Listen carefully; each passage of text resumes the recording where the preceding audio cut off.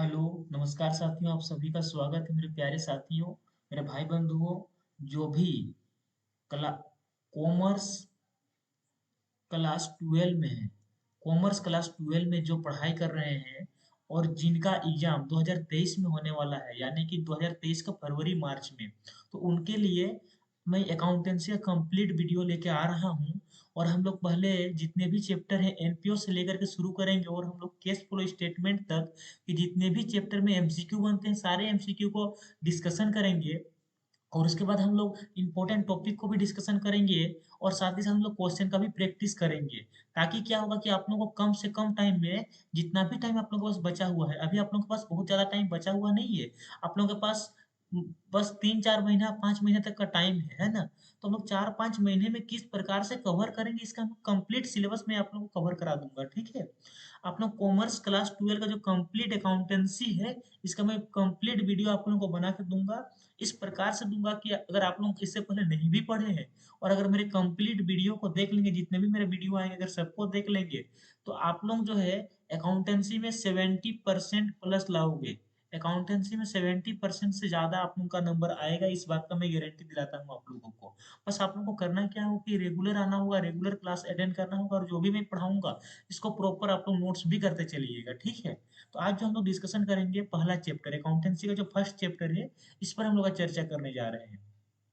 तो अकाउंटेंसी का first chapter का नाम है एनपीओ। क्या नाम है? फर्स्ट चैप्टर का नाम है एनपीओ। एनपीओ। एनपीओ। तो आज हम लोग एनपीओ जो चैप्टर है, पहला चैप्टर, उसके हम लोग एमसीक्यू को लिए हुए हैं कि एनपीओ चैप्टर से क्या क्या एमसीक्यू आ सकता है, इसको हम लोग आज चर्चा करेंगे, ठीक है।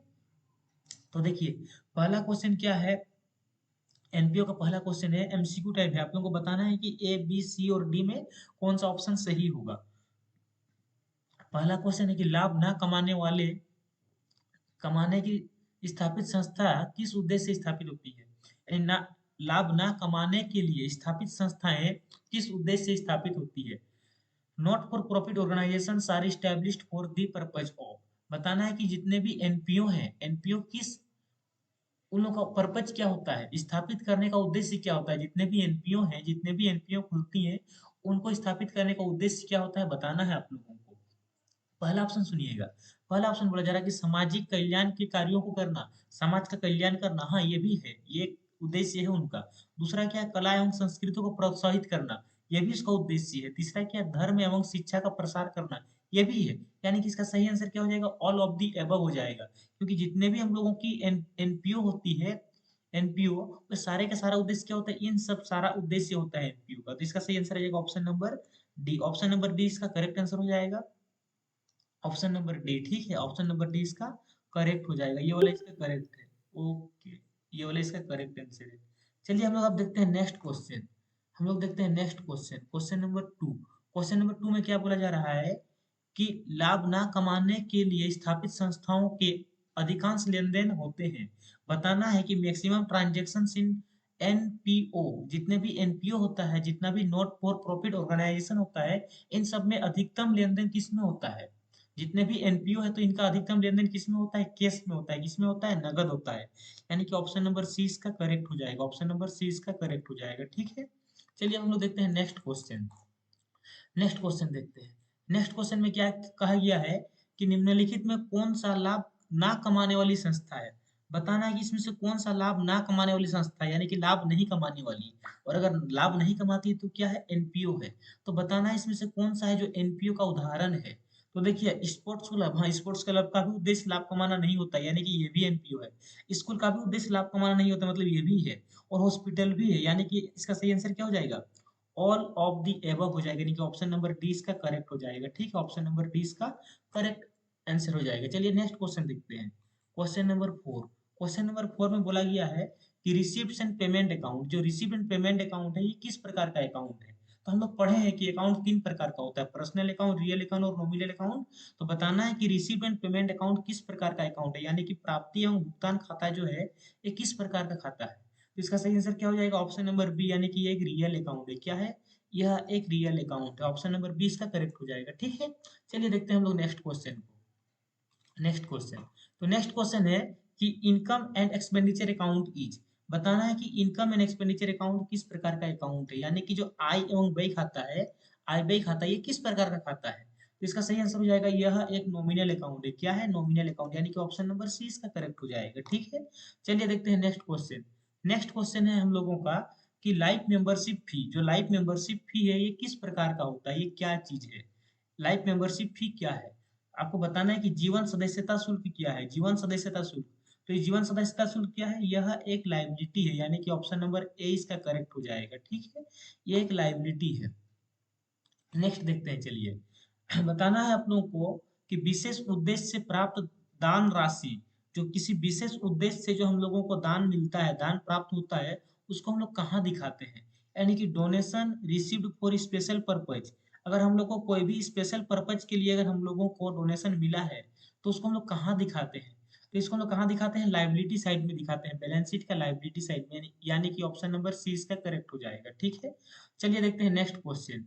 नेक्स्ट क्वेश्चन है आय एवं व्यय खाता, जो आपका इनकम एंड एक्सपेंडिचर अकाउंट है, इनमें किन मदों का लेखा किया जाता है। आय एवं व्यय खाता में किन मदों का लेखा किया जाता है, आप लोगों को बताना है कि which types of item are show in income and expenditure account. Income and expenditure account में किस प्रकार के आइटम को हम लोग लिखते हैं।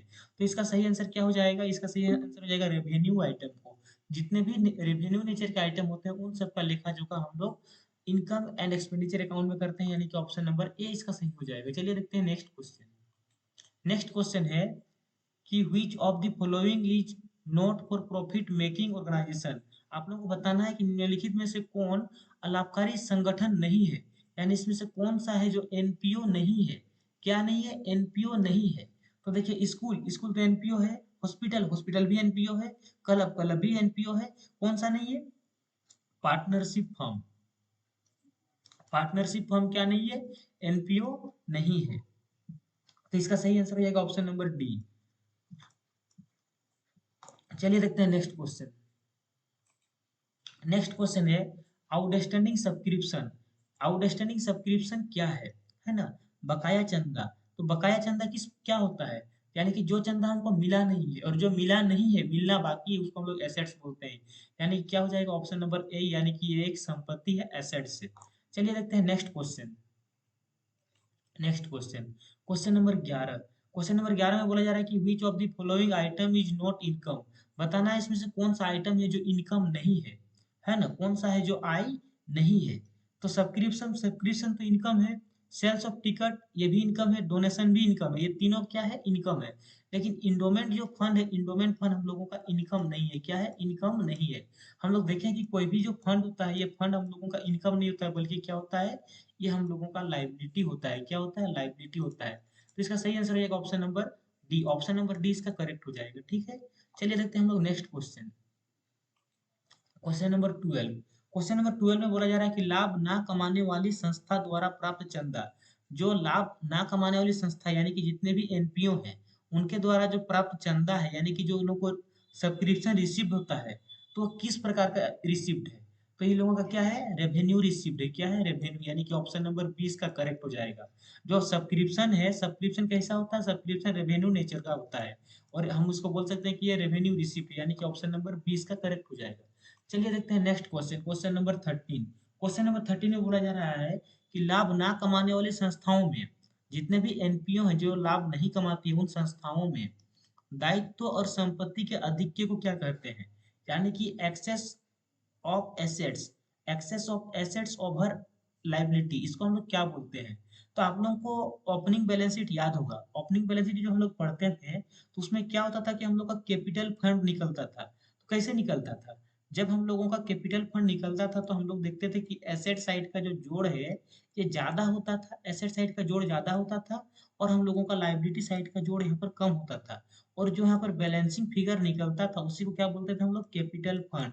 अगर आप लोगों को याद है तो इसे क्या बोलते थे, कैपिटल फंड। तो क्वेश्चन में सेम पूछा गया है कि अगर एक्सेस ऑफ एसेट से, अगर एसेट्स ज्यादा है, किससे, लाइबिलिटी से, लाइबिलिटी से ज्यादा है, तो हम लोग का जो यहाँ पर निकलता है उसको क्या बोलते हैं, तो उसको हम लोग क्या बोलते हैं, कैपिटल फंड बोलते हैं, यानी कि ऑप्शन नंबर सी इसका करेक्ट हो जाएगा। आई होप समझ रहे होंगे।